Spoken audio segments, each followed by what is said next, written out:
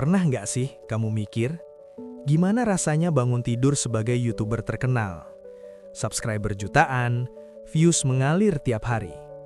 Tapi malamnya, malah tidur di balik jeruji besi.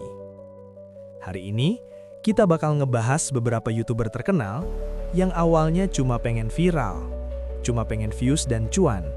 Tapi satu keputusan bodoh bikin hidup mereka berantakan. Bukan sekadar diblokir YouTube, bukan cuma dihujat netizen, tapi masuk penjara beneran.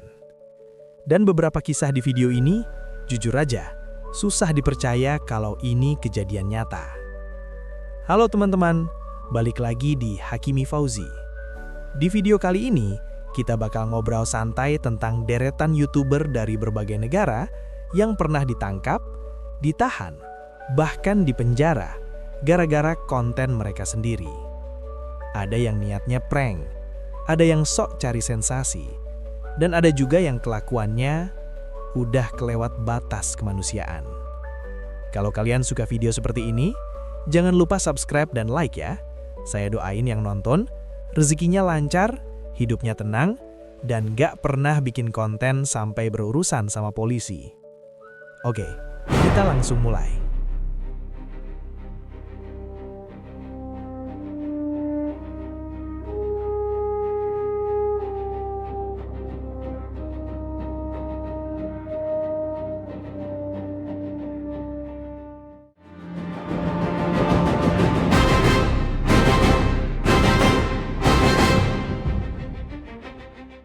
Nomor 8. Vitaly TV. Vitaly Zodrowiecki. Kalau kamu suka konten prank ekstrim, nama ini pasti nggak asing. Vitaly dikenal sebagai YouTuber yang sering melakukan hal-hal nekat demi perhatian publik. Tapi di Januari 2020, dia bikin keputusan yang benar-benar fatal. Vitaly nekat memanjat piramida Giza di Mesir, salah satu situs sejarah paling dilindungi di dunia. Monumen berusia ribuan tahun, dan secara hukum nggak boleh disentuh sembarangan. Di puncak piramida, dia teriak soal perdamaian dunia dan isu kebakaran hutan di Australia. Niatnya mungkin terdengar mulia, tapi Mesir nggak peduli soal niat. Aturannya jelas. Begitu turun, Vitaly langsung ditangkap. Tanpa debat, tanpa negosiasi. Dia ditahan 5 hari di penjara Mesir, dan belakangan mengaku itu adalah pengalaman paling buruk sepanjang hidupnya. Dari sini kita belajar satu hal. Konten boleh niat baik, tapi kalau melanggar hukum negara orang, konsekuensinya nyata. Nomor 7. Ferdinand dan Dian Palaka. Kita geser ke Indonesia. Kasus ini sempat bikin emosi banyak orang, apalagi kejadiannya di masa PSBB COVID-19 dan di bulan Ramadan. Awalnya, mereka cuma pengen ikut tren konten berbagi. Influencer lain bagi sembako, mereka juga pengen.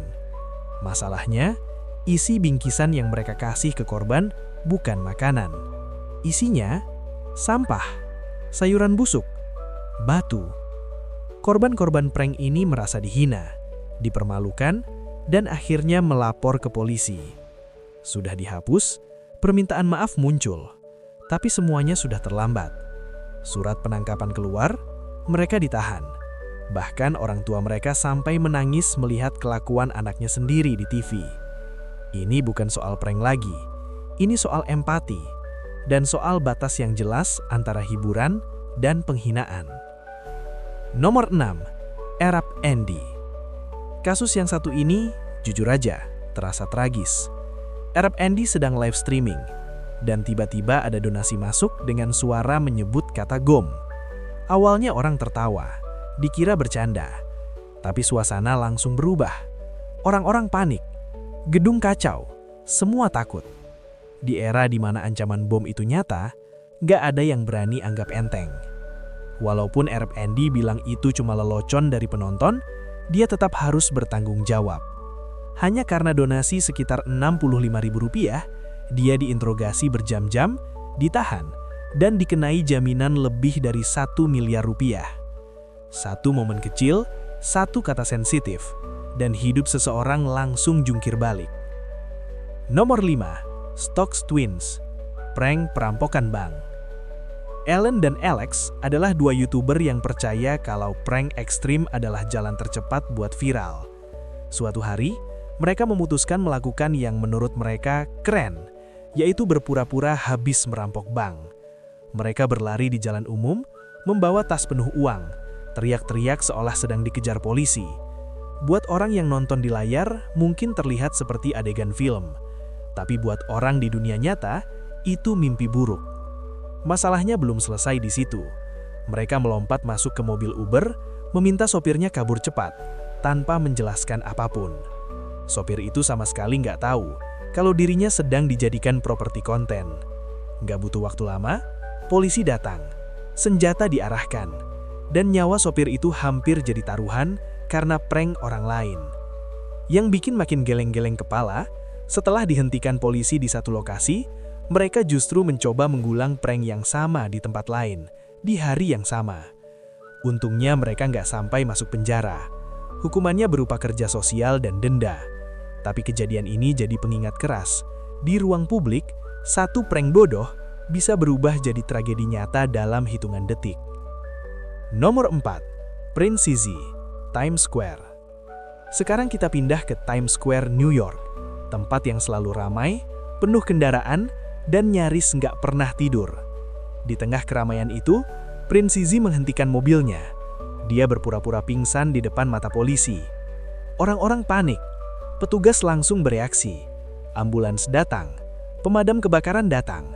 Situasinya serius, karena di kota sebesar New York, setiap detik bisa menyelamatkan satu nyawa. Demi memastikan korban selamat, kaca mobil dipecahkan. Dan di saat itulah, semua orang sadar, ini bukan darurat, ini cuma prank. Masalahnya, video itu sudah terlanjur diunggah, sudah ditonton ratusan ribu orang. Polisi nggak tinggal diam, karena lelucon seperti ini bukan cuma membuang waktu, tapi juga bisa mengorbankan orang lain yang benar-benar butuh bantuan. Kasus ini jadi contoh nyata, betapa bahayanya kalau konten dibuat tanpa empati. Nomor 3. Mawar Krong. Kasus yang satu ini kelihatannya sederhana, tapi dampaknya panjang. Mawar Krong seorang YouTuber yang sedang iseng melompati meja polisi di ruang publik. Padahal jalannya luas, nggak ada keadaan darurat, nggak ada alasan jelas. Awalnya mungkin terlihat sepele, tapi begitu polisi sadar kalau mereka sedang direkam untuk konten, situasi langsung berubah. Suasana memanas, terjadi dorong-dorongan, dan akhirnya Mawar Krong ditangkap. Walaupun tuduhannya kemudian dibatalkan karena ini pelanggaran pertama, kasus ini memicu diskusi besar di internet. Sampai mana batas bercanda di hadapan aparat? Dan apakah semua hal layak dijadikan konten demi views? Nomor 2. Blue Ghost, kecelakaan palsu. Kalau yang satu ini bukan sekadar prank. Christopher dan Kimberly membangun channel mereka dari drama kecelakaan lalu lintas. Tabrakan, hampir celaka. Emosi di jalan raya. Awalnya penonton mengira itu kejadian nyata. Tapi setelah diselidiki, faktanya jauh lebih gelap. Depuluhan kecelakaan ternyata direkayasa. Depuluhan klaim asuransi diajukan. Dan yang paling mengejutkan, anak mereka ikut dibawa dalam beberapa skenario. Ini bukan lagi soal konten. Ini penipuan terorganisir. Akhirnya, Christopher dijatuhi hukuman 3 tahun penjara dan SIM-nya dicabut. Kimberly juga ikut penjara dan diwajibkan mengikuti program perlindungan anak. Konten yang awalnya terlihat dramatis, berakhir sebagai kasus kriminal serius dengan konsekuensi nyata. Nomor 1. Dolly Flash. Bagian ini adalah yang paling gelap dari semuanya. Dolly Flash membeli 3 hamster, hewan kecil, tak berdaya. Dan bukannya dirawat, hewan-hewan itu justru dibunuh satu persatu dengan cara yang sangat kejam demi konten. Video tersebut langsung memicu kemarahan global, bukan cuma dari penonton, tapi juga dari komunitas pecinta hewan dan aparat hukum. Dolly Flash dijatuhi hukuman percobaan dan dilarang memelihara hewan seumur hidup. Bagi banyak orang, hukuman itu masih terasa terlalu ringan dibanding kekejaman yang dilakukan. Ini bukan prank, bukan eksperimen sosial.